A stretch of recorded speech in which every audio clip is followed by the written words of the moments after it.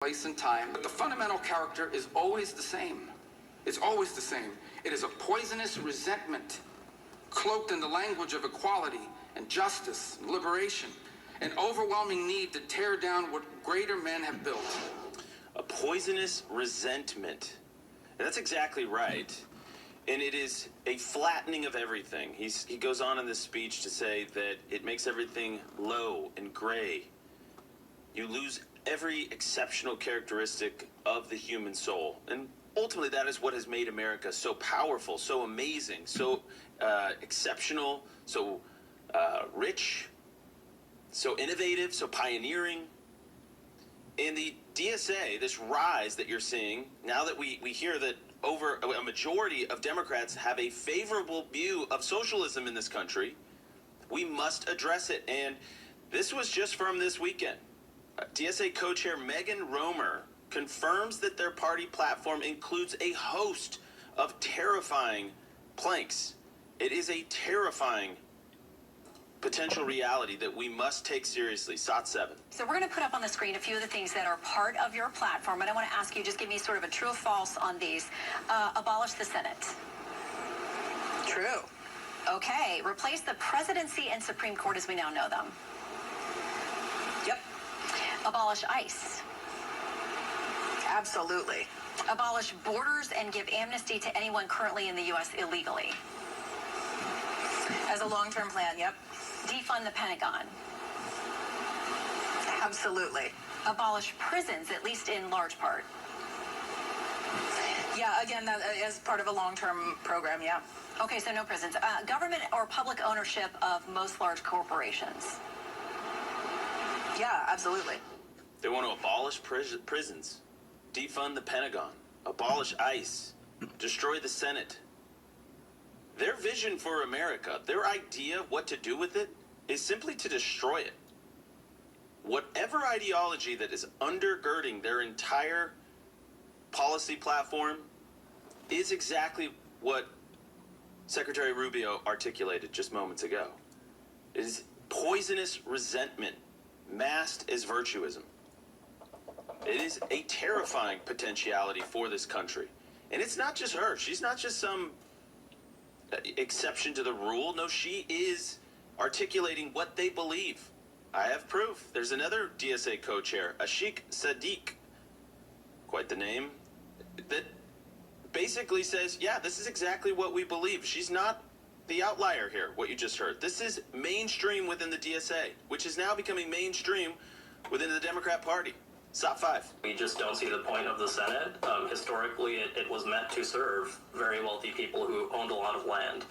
And that's still a system that we have today, and it's something we would change. We would expand what the House of Representatives does and make it more actually representative of people who live in this country. So would you like to abolish the Senate? That's part of our platform, and we don't think that's extreme. We think it's a change that would help make this country more democratic. So the extremists are taking over the Democrat Party. What do you plan to do if you defund the Pentagon? How are you going to protect yourself in a world full of terrorists and people that wish ill on this country? What are you going to do without prisons? Evil is real. We see this in almost every single blue jurisdiction around the country. They don't believe in cash bail, so they just let everybody out. They maim and murder and rape and pillage and terrorize local communities. You are more likely to be put in harm's way in a blue jurisdiction simply because they refuse to lock people up. What are they going to do? They believe in a nirvana. They believe in a utopian idea that is terrifying, that people aren't innately full of sin. We as Christians understand that the sin nature leads people to do bad things, and that we need to be redeemed, and the state needs to step in and protect us at times. Their vision for the future of this country is anarchy. We're going to keep going into this because there's so many clips that are just insane. Like, you couldn't imagine that this would be mainstream platform 10 years ago, 5 years ago. And yet here here we are. Majority position within the Democrat Party. Okay, the problem that Democrats are going to face is that with independents, only it's like 15 to 20% have a favorable view of it. 77% do not like socialism. They have an unfavorable view of socialism. So that's going to be something that plays into our politics, at least in the short term. Hopefully that trend continues. Hopefully independents, which is a growing portion of the population, people don't want to be affiliated necessarily with a political party as much as they did in the past. Understandably so. Both parties let us down all the time. So that's going to play into our politics in a major way. Now, this is the offer of socialism. I think Mayor Mamdani presents the flowery language, the promises of free stuff. We call it free stuff populism. It was where this was going to go, inevitably. And Charlie knew this. This is Mayor Mamdani talking about his grocery store idea. Here you go. SOT 19. Here's how it will work. Once a month, our 5 city-run grocery stores will set prices for this core set of goods at 30% below typical retail prices. No exceptions, no gimmicks. The savings will last for the entire month. All right, so he's going to give you cheaper stuff, government-funded stuff. By the way, he's now going to tax New Yorkers if they have a second home that they use as a vacation place. He's bragging about it. So he's going to force all the capital to flee New York, but he's still going to promise all these free goodies based on a depleted income base, a tax base that's getting smaller, not larger, because that's what happens in socialism.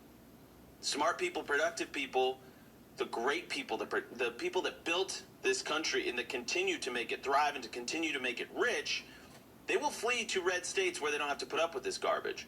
But they don't really talk about that, do they? But again, I go back to Marco Rubio. This is a man who thought long and hard about socialism because of his Cuban background. And he points out why it sounds good, but why it's really, really bad. It will rob you of your freedoms. SOT 16. Democratic socialism sounds benign, but at the core of democratic socialism is Marxism. And at the core of Marxism is this fake offer that if you turn over more of your individual freedom, we're going to provide you security. We're going to provide you free health care. We're going to provide you free education. But the problem is that when they can't deliver on it or when you're not happy with it, you don't get your freedoms back. And by freedoms, I don't just mean elections. I'm talking about the right to choose your own doctor, the right to make healthcare decisions for yourself, what your kids learn in school, what schools they go to. All that stuff you lose control over, and you don't get it back just because the security they promised you didn't happen. So that's what we're on the verge of having to decide here in this country. It's a reason why people flee countries that have this stuff. It's a big deal for America, and I hope people start waking up to that reality. That's exactly right. So they promise you free health care, they promise you free schooling, they promise you all of these things, but when they fail to deliver a superior product, you lose that freedom once you give it over to them to have any choice, to have any selection, to be able to determine where your kid goes to school, what they learn, to determine what kind of goods and services you're able to buy. That is ultimately the end point for Marxism. That's why when you go to a grocery store in Cuba or a grocery store in Russia, the options are very limited. And if you don't like it, too bad. You don't get any other options. You don't get it to select something that's superior because it's a flattening. It's a permanent state of gray and lowness. And meanwhile, the tax base is fleeing to Florida, Mamdani. But here's the kicker, and this is what we need to know. And by the way, AOC, they just did a New Hampshire primary poll. Breaking news. AOC's in first place in New Hampshire. She is a Democrat socialist, and she is leading the presidential primary polling for Democrats in New Hampshire. So this is coming to a community near you very, very soon. And so you need to wake up to how urgent the need is. But Charlie understood this. He understood that we are in a race against the clock as conservatives. Our ideas must prevail, and they must be successful soon and very soon, or else more and more young people with the affordability crisis, the housing crisis, not being able to afford to start a family and get married, that problem will cause radical politics to emerge in this country, and it's already doing it. And Charlie knew it. SOT 20. Look, you got two options. You can go MAGA or Magionism. You can go MAGA or you can go Mamdaniism. You can go MAGA, or you can go Mohammedism. It's very funny how all the M's, MAGA is the only option on the right. Neoconservatives are not coming back. The corporate oligarchs, we're not going to let So MAGA has cemented the worldview of the American right. But the left, we don't know. It could go Mangione, which is the most extreme. You could go Mamdani, which is very, very extreme. Or you go Mohammedism, which is just, Muslim Islamic takeover. You get reform or you get revolution. We at MAGA want to reform stuff. Political undercurrent underneath Mangione that cannot be ignored, that should not be dismissed. And that political reality, that is on the American left. Very prescient from Charlie. We have two options ahead of us. Reform or revolution. Let's hope we get it right. Mark Halperin joins us next. We're going to break down the Democrat course race for 2028 and the fight over J.D. Vance. More coming up. All right, without further ado, we have the great Mark Halperin, editor-in-chief of Two-Way TV and host of Next Up on the Megyn Kelly Network. Mark, welcome back to the show. It's great to have you. And there's no Blake today. You just get me. So I apologize, or you're welcome, depending on how you say things. Happy to be just with you and happy to follow the word for Hillsdale. I spoke there a few months ago. What an incredible place, incredible people. Truly. Truly. And I love that they make it available for everybody anywhere. It doesn't matter where you live in the country or the world for that matter. And they make it available and for free. It's amazing. All right. So, Mark, there's two things I want to talk about. I want to talk about JD because you went viral for a clip explaining kind of what the dynamic is. Okay. And I want to talk about Democrat primaries because it's already heating up ahead of 2028. So let's start there. Let's start with the Democrat primaries. There was a poll that came out of New Hampshire that had AOC leading, and there was an open question. Are the Democrats going to start with New Hampshire? They're going to start with South Carolina? They're going to start with Nevada? All had different tactical decisions behind them, but it's just a very interesting glance and insight into the inner workings of the Democrat operation, the establishment.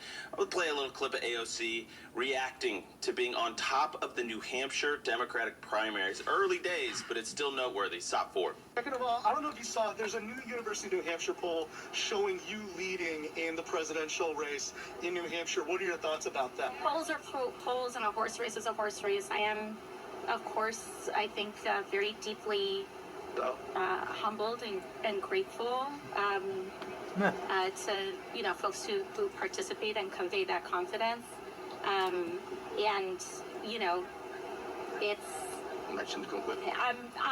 think my main focus is really genuinely just the midterms right now. We have to make sure that we win this majority. Explain to our audience what the rationale for different states being picked first and what we can surmise from the fact that South Carolina was indeed picked. Well, there's no way to make a calendar that doesn't favor or disadvantage some potential candidates and others. There's no equal way to do it, and there's no way to do it to pick the perfect calendar to advantage the Democratic Party. What's the Democratic Party's goal? It's to get the strongest nominee who can win a general election, right? So in the olden days, before you were born, the calendar was set. It was Iowa and New Hampshire, and then everything after that moved around, but didn't really matter because Iowa and New Hampshire were disproportionately influential. The Democratic Party has decided that those two states cannot go first, in large part because they're not diverse, and there's something to that. But when you take those two states out of the equation, Iowa completely out, New Hampshire going third, you're asking for trouble. Because you're asking for unpredictability, you're welcoming unpredictability, and you're asking voters who pay far less attention than Iowa and New Hampshire voters do to make your selection. In this case, you could imagine that behind the scenes, a candidate who would like South Carolina to be first, or more than one, were engaged in machinations. I see no sign of that. This is basically made because the Democratic Party wanted a state with a large percentage of the electorate being black voters to go first. And so now the question is who's advantaged by that for prospective candidates. Exactly. One person's clearly advantaged is Kamala Harris. I don't know that this is good for AOC, honestly. It could be, but it's not clear that it is. It feels like everything in the Democrat Party has become a question about those racial politics. I don't think that's a winner, Mark, actually, because I think this is going to disadvantage their stronger candidates. But Kamala Harris in AOC, Kamala's polling down at the bottom. I think we have that New Hampshire poll here if you guys want to throw that up. It's, let me see which number it is here. Yeah, number 3. Okay, so you got AOC, and this is New Hampshire. AOC's at the top. Buttigieg, Mark Kelly, Gavin Newsom, Bernie Sanders, and then Kamala in New Hampshire. I haven't seen the polling in South Carolina, but we have to guess that this is. I guess the real question here is, Mark, are they rigging it again?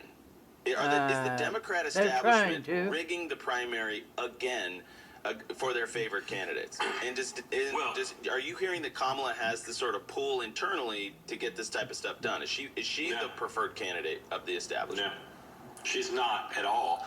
And again, I believe this happened not to favor a candidate, but to put their finger on the scale, as you said, for black voters. In today's Democratic Party, it's not just the super woke who say New Hampshire too white to go first. It's just too white for the party. And look, there's something to that. Not only is it almost entirely white, with the exception of Manchester and Portsmouth, it doesn't really have cities, right? So ideally, if you're trying to be fair and equitable and produce the strongest possible nominee, you want a state that is representative of the country. You want someone and representative of the party. You want someone who can win and show some stuff. Now, if you go first, you don't necessarily have as much influence as if you go third or fourth. Because if you go first, you're not going to narrow it down to 1. You're going to narrow it down to anywhere from 2 to 5, okay? And so South Carolina, by going first, has taken away the role it had, which was basically pick the president, pick the nominee. Now they're going to be in the winnowing business. And so now, even if you're Pete Buttigieg, who's not displayed very much ability to get black vote, you got to try. So I think everybody's going to go to South Carolina and try. It's also a red state. It's not a purple state or a blue state. Some people say, well, that's not good for the party. Well, I think it is. Go compete for red voters. Go compete for more conservative voters. And on paper, it should benefit Kamala Harris, who has the strongest support amongst black voters right now. Huh. But let's see. And let's see, of course, even if she runs. So the answer to your first question is, as I said, I don't think this was meant to favor any candidate. It will end up doing that, but I don't think that was the intention. Mark, you went viral for this clip, so I'm gonna play the clip, and then we'll go from there. This is, of course, on JD. We had a whole long conversation about this last week. A lot of people clipped up our show as well. It seems like JD is the proxy right now. Satu. But what we're seeing now with people lashing out at JD Vance, it is largely the establishment who sees, in some cases, the opportunity to break the Trump grip on the Republican Party, to go back to a Republican Party that they liked before. And J.D. Vance isn't kowtowing to that. He's not catering to that. What he did on Rogan is that's the real J.D. Vance, saying things other people won't say. Really fascinating clip there, Mark, and I thought it was so succinct. Explain this dynamic, because, we back in 2016, we had the Never Trumpers, there was the cover of the National Review, and it felt like basically Trumpism and MAGA won, and there's a resurgence, and it seems like Marco and JD are that proxy battle heading into 2028. What are the dynamics at play, and what are you watching for? Well, you can't paint with too broad a brush, right? Not everybody who doesn't like J.D. Vance or opposes him for the nomination is motivated by a desire to return to the Romney, Bush, McCain Republican Party. But some of them are. Some of them don't like his position on Israel. Some of them don't like him personally. But what's beyond doubt is the level of vitriol for him is quite high. And some of it, can't quantify how much, but some of it is driven by people who say, Trump's a lame duck. We cannot let MAGA continue to control this party. We have to go back, whether it's Israel or tariffs or taxes or whatever it is. We cannot go back to we have to go back to a pre-Trump Republican Party. We cannot let MAGA continue to dominate the party. And it's fascinating because not everybody likes what J.D. Vance says, including to Joe Rogan, but go back and look at what he said and ask yourself, did he say anything that was wrong about Israel? Did he say anything that was wrong about taxes or the economy? They may not agree with him on his position, but in terms of facts, with a few exceptions, he was spot on, and a lot of them privately agree with what he's saying. So their distaste for MAGA, their distaste for the Trump era, I asked them, well, what is it that you don't like? What is it, besides Trump himself, besides his style, besides his violation of some norms, what is it that you don't like? And it's going to be fascinating to see J.D. Vance navigate this, because since Rogan, he's largely been out of the limelight because he's just had a kid. So I'll be curious to see how he speaks about all this stuff when he comes back and starts doing interviews again. Mark Halperin, amazing analysis as always, my friend. Good to see you. We'll talk to you soon.